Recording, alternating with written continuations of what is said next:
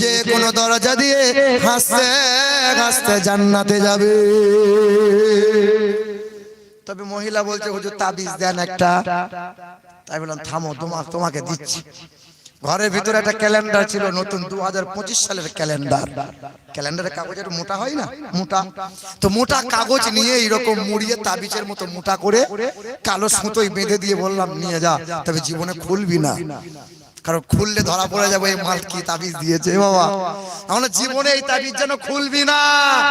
বলে হুজুর তাবিজটা হাতে রাখবো না বালিশের তলায় দেবো, কারণ তাতে দেওয়া লাগবে না, এই তাবিজ মুখে রাখবে। বলে কিরকম? বলে স্বামী যখন মাঠ ঘাট করে হাট বাজার করে বাড়ি ফিরবে, দরজার কাছে তুই ছুটে গিয়ে দাঁড়াবি আর তুই বলবি আসসালামু আলাইকুম।